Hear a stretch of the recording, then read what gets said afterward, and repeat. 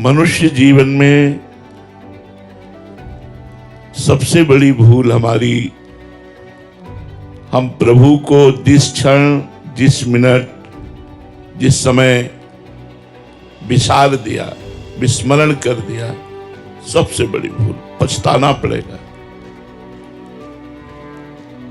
जब ये हमारा आखिरी समय, शरीर का अंतिम समय आता है, उस समय जीवन भर के किए हुए कर्मों के परिणाम सामने आते हैं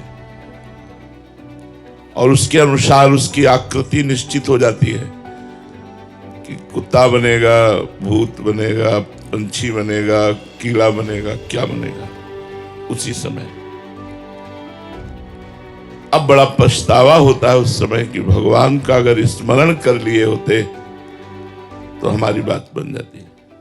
तो हरिवंश महाप्रभु अपनी कसम दे के कहते हैं, मेरी सो भैया कृष्ण गुण संचु, तुम्हें हमारी कसम है, तुम कृष्ण के गुणों का गान करो, भगवान की लीला कथा का गान करो, मनन करो, चिंतन करो, नाम जप करो। ये कहते हुए सावधानी बरतने की बात कह रहे हैं। कुत्सितवाद विकारहि परधन सुन सिख मंद परति बंचु। ए मंद बुद्धि, इस अमूल्य जीवन में 6 विकारों पर विजय प्राप्त कर लो। षड विकार जित अनग अकामा, काम, क्रोध, लोभ, मोह, मद, मत्सर, काम, कामना, क्रोध, द्वेष, लोभ, धन और भोगों का, मोह, परिवार का, अहंकार, कर्ता भाव, मत्सरता, ईर्ष्या, ये मेरे से आगे बढ़ता जा रहा है। अगर ये द्वेष आदि दोष रहे तो साधना करने पर भी आनंद का अनुभव नहीं होगा। इसलिए महाप्रभु कहते हैं कुत्सितवाद विकारहि, गंदी बात बोलना बंद करो, जबान को पवित्र रखो, असत मत बोलो, द्रोह, अश्लील, मिथ्या भाषण, ये हमारी जबान को अपवित्र कर देते हैं। वाणी पवित्र रखो, 6 विकारों पर नजर रखो कि कहीं हमारा परमार्थ रूपी धन चुरा तो नहीं रहे हैं। अनग, निष्पाप हो जाओ मनुष्य शरीर में। इसी में पाप नष्ट कर सकते, नहीं भोगना पड़ेगा प्यारे। अभी समझ में नहीं आ रहा क्योंकि अभी भोग आए नहीं हैं दंड रूप से। जब दंड रूप से आएंगे तो ऐसी व्याकुलता, ऐसी परेशानी कि आप सोच नहीं सकते हो, सोच नहीं सकते हो। बड़े बड़े ऋषि मुनियों को भोगना पड़ा तो आप लोगों तो सोच लो क्या हो। तो इसलिए महाप्रभु कह रहे मेरी कसम, ई परलोक सकल सुख पावत। तुम विश्वास करो, इसलिए कसम दे करके कह रहे हैं कि इस लोक और परलोक के सारे सुख तुम्हें प्राप्त हो जाएंगे यदि आप भगवान का नाम जप करोगे, भगवान के गुणों का गायन करोगे।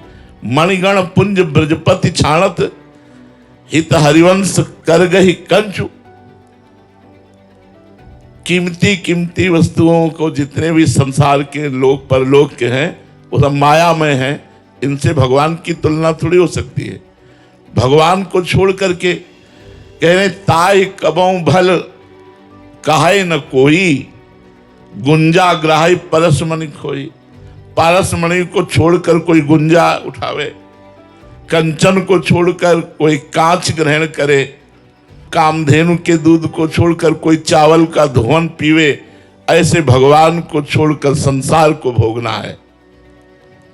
जिस समय कोई ये नियम ले लेता है कि मैं गंदा आहार नहीं करूंगा, गलत आचरण नहीं करूंगा, शास्त्र और संतों के अनुसार चलूंगा और नाम जप करूंगा, तो कुछ समय बाद हो सकता है थोड़ा समय ज्यादा लग जाए पाप नष्ट होने में, उसके अंदर आनंद प्रकट होता है।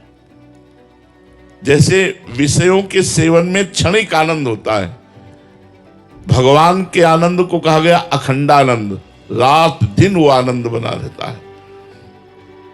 जब भगवदानंद जागृत होता है तब पश्चाताप होता है, ओह इतना जीवन बर्बाद कर दिया, अगर जानते कि ये सुख है तो बचपन से भगवान में लग जाते। इतना परमानंद का जब अनुभव होता है तो उसको एक पश्चाताप होता है, कितने दिन व्यर्थ गए, अगर हमें सत्संग पहले मिल जाता तो मैं भगवदानंद में डूब जाता। तो जब भजन का आनंद मिलता है तब लगता है यार जीवन हमारा व्यर्थ चला गया। भगवदानंद उत्पन्न होते ही मनुष्य में ये लक्षण आ जाते हैं, कोई भी द्वंद्व उस पर प्रभाव नहीं डाल पाता। गर्मी सर्दी, मान अपमान, दुख सुख, लाभ हानि, जय पराजय, ये उसको प्रभावित नहीं कर पाते। किसी का संग उस पर रंग नहीं चढ़ा सकता। कोई भी वस्तु देखकर उसको कामना नहीं हो सकती कि ये वस्तु मुझे मिल जाए। सुख दुख में समान भाव, और कितना भी कोई उसे सताए वो क्षमा ही करेगा, कभी उसकी निंदा चुगली या उसको किसी तरह दंड देने की भावना ये लक्षण है जब भगवदानंद प्रकट होता है। भगवदानंद प्रकट होते ही ब्रह्मा का भी भोग तुच्छ नजर आने लगता है। पद है जैसे यहां मुख्यमंत्री पद, फिर प्रधानमंत्री पद, फिर राष्ट्रपति पद, फिर पूरे विश्व का त्रिभुवन का सर्वश्रेष्ठ पद इंद्र पद, फिर उसके ऊपर प्रजापति पद, प्रजापतियों के भी ऊपर पद परमेष्ठी पद, जिसे ब्रह्मा का पद कहते हैं। जब भगवदानंद मिलता है तो ब्रह्मादि के भोग सब विषम लागत ताहि, नारायण ब्रजचंद की लगन लगी है जाए। जब भगवान का आनंद मिलता है तो ब्रह्मा के भी भोग तुच्छ नजर आने लगते हैं।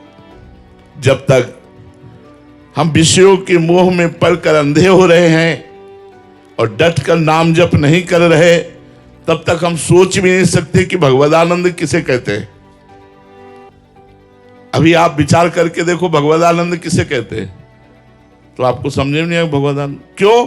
विषय भोगों में रत मन बुद्धि है और डट कर नाम जप नहीं है, तो भगवदानंद की अनुभूति, भगवदानंद जब प्रकट होगा सब आनंद फीके हो जाएंगे, सब पद फीके हो जाएंगे, और ये जन्म मरण का चक्र छूट जाएगा। ये दुख, ये चिंता, ये शोक, ये भय, ये अभाव, ये कामना, ये विषाद, ये सब नष्ट हो जाएंगे। भगवदानंद सत्य है, संसार के भोग असत्य है। सत्य को पाने के लिए एक बार कमर कस लो, जीवन सफल हो जाएगा। भोगों के पाने के लिए तो अनंत जन्म हमने लगा दिए, हाथ कुछ नहीं लगा। इस जन्म में भी मरोगे तो हाथ कुछ नहीं लगेगा, ऐसे ही जाता है। कोई कुछ लेके नहीं जाता, अपने अपने कर्म लेके जाता है, पाप कर्म या पुण्य कर्म या भजन। विषय रूपी ये चमकीले पदार्थ ऐसे हैं कि एक तरफ भगवान खड़े हों, एक तरफ विषय खड़े हों, तो हम भगवान की तरफ पीठ कर लेंगे, विषय की तरफ मुख कर लेंगे। इतना बड़ा आकर्षण है। गुरु कृपा पात्र, सत्संगी, शास्त्र स्वाध्यायी कोई ऐसा होता है जो इन मायाजनिक भोगों की तरफ पीठ करके भगवान की तरफ चले। जिसने विषयों का मोह छोड़ दिया वो जीत गया, और जिसने विषयों का मोह पकड़ लिया वो हार गया। और हारने का मतलब फिर नया जन्म, पुनरपि जननम पुनरपि मरणम। अरे बड़ा कष्ट है यार, अभी आप लोगों को अनुभव में नहीं आ रहा है, इसलिए बड़ा कष्ट है। अपने प्रतिपल उसे झेल रहे ना, तब लग रहा है यार ये लोग कितनी भूल कर रहे हैं, ये स्वस्थ होकर भजन नहीं कर रहे। भजन करके पाप कर्म को भस्म कर दो, तुम्हारा जीवन आनंदमय हो जाएगा। और नहीं, ये पाप कर्म जिस समय उपस्थित होता, पीड़ा प्रतिपल, भय प्रतिपल मृत्यु का, ये कर्म। इसलिए नाम जप करके भगवान का भजन करके अपने इन कर्मों को नष्ट कर दो जो दुख देने वाले हैं। तो कह दो आपने क्यों नष्ट नहीं कर दिया? क्योंकि मुझे भगवत प्राप्ति करनी है, मुझे इन दुखों से नहीं बचना है, मुझे इन दुखों को भोगना है और भगवत प्रेम प्राप्त करके भगवान के धाम जाना है। मुझे इस आवागमन के चक्र में नहीं फंसना। हाँ, ये सोना बेच करके कांच नहीं खरीदना, ब्रह्मास्त्र का प्रयोग मच्छर मारने के लिए नहीं करना। ये जो भजन है ये ब्रह्मास्त्र है, सीधे काल पर प्रहार करो और समुझ जाए शरण ते डरत ना काल डर। काल से भी ऊपर काल विजयी बनने के लिए ये दंड जो प्रारब्ध भोग हैं उनको संत जन भोगते हैं और भजन बल से भगवान को प्राप्त होते हैं। जिस वस्तु में हमारा काम चल जाए उतने पर ही अपना अधिकार रखे। बहुत विस्तारवाद बुद्धि को ना बनावे, ये भी मेरा, ये भी मेरा, ये भी मेरा, मेरा मेरा करते चले गए, कुछ नहीं रहा। रहे न रावण सम अभिमानी, हिरणाकश्यप संवरदानी। खान विभव की खान, जगत में कुछ दिन के मेहमान। भजले श्री भगवान, जगत में कुछ दिन के मेहमान। जिस दिन से ये तुम नियम ले लोगे कि नाम जब हमारा न छूटे, उसी दिन से तुम्हारा परम मंगल शुरू हो गया। हमारी सबसे प्रार्थना है, हर सत्संग, हर साधु महात्मा, हर शास्त्र का एक ही उद्देश्य है, भगवत चिंतन, भगवत भजन बनने लगे। आप लोग किसी भी तरह कैसे भी शुरू करो, काउंटर से नाम जप करना शुरू करो, गिनती से शुरू करो, फिर गिनती रहित भजन शुरू हो जाता है। कौन गिने? हर समय हर श्वास चल रहा है, कौन गिने? और जब तक नाम जप नहीं करोगे तब तक आप आनंद को प्राप्त नहीं होगे। और सबसे बड़ी भयानक चीज आ रही, मृत्यु। वो हमारे शरीर को, हमारे सारे वैभव को सब कुछ छुड़ा देगी, फिर हम किस योनि में जाएंगे पता नहीं। इसलिए यत् करोषि यदस्नासि यज्जुहोषि ददासि यत् तपस्यसि कौन्तेय तत्कुरुष्व मदर्पणम। बहुत बढ़िया साधना बता रहे हैं भगवान। यत् करोषि माने जो कुछ भी करो। जो कुछ करने का मतलब पाप कर्म नहीं, क्योंकि भगवान को पाप कर्म अर्पित नहीं किए जाते। अगर भगवान को पाप कर्म अर्पित करोगे तो कई गुना बढ़ करके आपको मिलेगा, चाहे पाप कर्म चाहे पुण्य कर्म। ये बैंक के लॉकर में फटे जूते नहीं रखे जाते, सोना चांदी रखा जाता है। ये गलत काम, गंदे आचरण, ये भगवान को अर्पित नहीं किए जाते। कृष्णार्पणमस्तु, ये वो कर्म किए जाते हैं जो शास्त्र सम्मत, समाज सम्मत और धर्म सम्मत होते हैं। भगवत प्राप्ति का उपाय बता रहे हैं भगवान। यत् करोषि, जो भी करते हो, नौकरी, किसानी, व्यापार, जो भी आप करते हो, पढ़ाते हो, डॉक्टर हो, न्यायाधीश हो, जो भी हो, वकील हो, जो भी हो, पहले अपने कर्म को देखो धर्म पूर्वक है कि नहीं। फिर उतने घंटे, जितने घंटे कर्म किए उसको भगवान को समर्पित कर दो। 8 घंटे नौकरी की, 1 मिनट हाथ जोड़ो और हे भगवान, ये 8 घंटे का किया हुआ कर्म कृष्णार्पणमस्तु, भगवद अर्पणमस्तु, आपको अर्पित कर दिया। इसका फल होगा भगवत प्राप्ति। यद्यपि काम संसारी है, पर आपने उसे भगवद अर्पणमस्तु कर दिया तो वो आपको भागवतिक फल देगा। यही खास बात है। यत् करोषि, भगवान ने ये नहीं कहा कि ये ही करो, बोले यत् करोषि, जो कर रहे हो वो मुझे अर्पित करो। क्या जाता है यार, 4 घंटे 5 घंटे में ध्यान आया, 5 घंटे को कृष्णार्पणमस्तु कर दिया, 2 घंटे को ध्यान आया, 2 घंटे में कृष्णार्पणमस्तु कर दिया। यदस्नासि, जो खाओ बिना भगवान को अर्पित किए हुए मत पाओ, देख लो तुम्हारा कल्याण हो जाएगा। अगर घर में ठाकुर जी विराजमान है तो भोग लगाओ पहले उनको।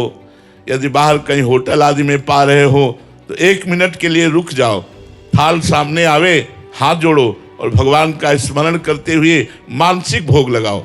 हे ठाकुर जी, हे कृपा सिंधु, आपकी कृपा से जैसा भोजन आया है आप इसे स्वीकार करें और फिर उनकी जय बोलकर राधा वल्लभ लाल की जय और फिर पा लीजिए। लेकिन वो भोजन मांस रहित, प्याज लहसुन रहित, ऐसा अगर पवित्र भोजन है तो भगवान को भोग लगेगा, अन्यथा नहीं। तो यत करोषि, जो करते हो वो अर्पण करो, यदस्नासि, जो खाते हो वो भगवान को, और पानी भी पियो तो भगवान का नाम लेकर पियो, राधा राधा राधा राधा। जल भी पियो तो भगवान को अर्पित करके पियो। यज्जुहोषि, जो कुछ पवित्र कार्य करते हो, तीर्थाटन गए, धाम आए, जो भी ये सब यज्ञ के अंतर्गत आता है, वो भगवान को अर्पित करो। जैसे वृंदावन आए, अब वृंदावन से बाहर जा रहे हो तो हाथ जोड़ा, वृंदावन को प्रणाम किया, हे वृंदावन धाम, जो शरीर से, मन से, वचन से अपराध बने हो क्षमा करो, और जितने घंटे हम आप में रहे, जो भजन किया वो सब आपको समर्पित करता हूं, कृष्णार्पणम वस्तु। ददासियत, जो दान देते हो, कपड़ा लत्ता, भोजन, रुपया, पैसा, औषधि, जो किसी को देते हो उसमें पहले भगवान को देखो कि मरीज के रूप में भगवान है, गरीब के अंदर भी भगवान है, ये जो भूखा प्यासा बैठा है इसके अंदर भी भगवान है, और फिर उसे भोजन दो, वस्त्र दो, जो भी दोगे दान, और उस दान को कृष्णार्पणमस्तु, भगवान को अर्पित कर दो। यह तपस्यासी, जो तपस्या करते हो, जैसे मौन रहना, गर्मी सहना, सर्दी सहना, उपवास करना, व्रत करना, जो भी आप भगवान के लिए कष्ट सहते हो, यह तपस्यासी, वो कृष्णार्पणमस्तु कर दो। कौन्ते तत्कुरुष्व मदर्पणम, हे अर्जुन, ये सब जो मेरे को अर्पित करते हुए मेरा स्मरण करता है वो मेरे को प्राप्त होता है। जो करो भगवान को अर्पित करो, जो खाओ भगवान को अर्पित करके पाओ, जो आप तीर्थ यातन आदि करो भगवान को अर्पित करो, जो दान करो भगवान को अर्पित करो, जो भजन साधन में कष्ट सहते हो वो भगवान को अर्पित करो, और नाम जप करो, इसी से तुम्हारा परम मंगल हो जाएगा। आप विश्वास कर लीजिए, अगर नाम जप नहीं करोगे और साधन नहीं करोगे तो पशु की तरह जीवन व्यतीत हो जाएगा। क्या तुम खास बात क्या भोगते हो? क्या भोगते हो? जो तुम भोग रहे हो पशु भी भोग रहे हैं। जैसा तुमको अच्छे अच्छे पदार्थ खाने में आता है, उनको अपने भोजन में आनंद आता है। जैसा तुम्हें अपने बच्चे प्यारे हैं, ऐसे उनको अपने बच्चे प्यारे हैं। जैसे तुम बच्चे पैदा करते हो वैसे वो बच्चे पैदा करते हैं। जैसे तुम नींद लेते हो वैसे वो नींद लेते हैं। अंतर क्या रह गया? अंतर ये है कि हम साधना करके भगवत प्राप्ति कर सकते हैं, हम साधना करके उत्तम लोकों को प्राप्त हो सकते हैं। इसलिए यत् करोषि यदस्नासि यज्जुहोषि ददासियत यत् तपस्यसि कौन्ते तत्कुरुष्व मदर्पणम। सब कर्म भगवान को अर्पित करते हुए नाम जप करो।